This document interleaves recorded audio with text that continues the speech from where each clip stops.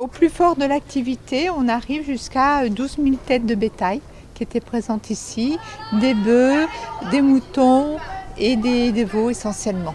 Il faut imaginer, il y a 200 ans, sur l'actuelle place de la République, à côté de l'hôtel de ville à Poissy, l'un des principaux marchés aux bestiaux de Paris. À l'occasion de l'exposition et des 200 ans de la halle du marché, nous avons fait installer des bâches qui reprennent les principales œuvres artistiques qui sont présentées dans l'exposition. Puisqu'un peu plus loin à la maison de fer de Poissy, Bestiaux la Foire retrace l'évolution du marché aux bestiaux de la commune. Le marché, un marché est connu depuis 1000 ans à peu près, attesté depuis 1000 ans, qui s'appelait la foire à l'époque. Mais c'est sous Saint-Louis qu'en fait l'autorisation a été donnée par le roi de commerce des têtes de bétail. Donc on peut parler de 800 ans de marché aux bestiaux sur la ville de Poissy.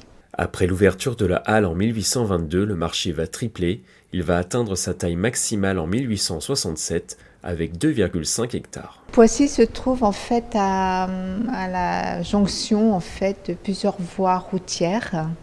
Se situe le long de la Seine, un positionnement géographique particulièrement intéressant car il y a un pont qui engendre l'une des premières méandres de la région parisienne et en fait était beaucoup plus facile pour ceux qui arrivaient par voie navigable de s'arrêter à Poissy, au port de Poissy et de traverser par la route toutes les méandres qui mènent au cœur de la ville de Paris.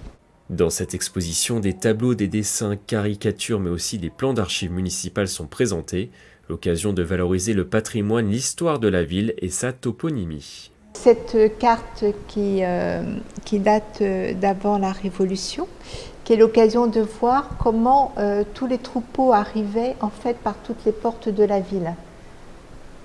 Donc cette porte de Paris existe encore, une partie de la porte de la Tournelle. Ici on a le pont qui traverse la Seine. À partir de 1844, un concours de bœuf gras est organisé.